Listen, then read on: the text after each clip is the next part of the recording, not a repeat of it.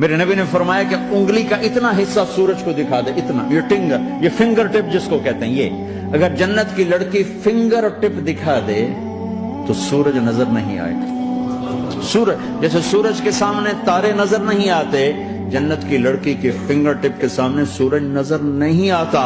تو ابن عباس نے فرمایا جس کی فنگر ٹپ ایسی ہے اس کا چہرہ کیسا ہوگا کہ جس پر اللہ کا نور پڑا ہوا ہو اور مشک عنبر زعفران کافور سے بنی ہو۔ مستورات بھی بیان سن رہی ہیں، وہ ڈپریشن کا شکار نہ ہو جائیں، تو ان کو بھی خوشخبری سناتا ہوں کہ میرے نبی نے فرمایا جنت کی اس عورت سے جس کا میں نے ابھی ذکر کیا ہے، اس سے ایمان والی عورت 70,000 گنا زیادہ خوبصورت ہوگی۔ اور ایک دفعہ ام سلمہ نے پوچھا یا رسول اللہ، دنیا کی عورت کا درجہ زیادہ ہے یا جنت کی عورت؟ تو آپ نے کہا دنیا کی عورت۔ کہا یا رسول اللہ وہ کیسے؟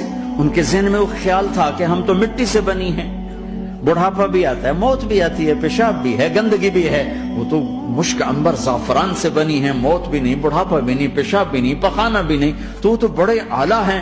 تو میرے نبی نے فرمایا ام سلمہ، دنیا کی عورت نماز پڑھتی ہے، روزہ رکھتی ہے، اللہ کی بندگی کرتی ہے، گناہوں سے بچتی ہے، اس وجہ سے اللہ تعالیٰ جنت کی حوروں پر ایمان والی عورتوں کو اوپر کر دے گا۔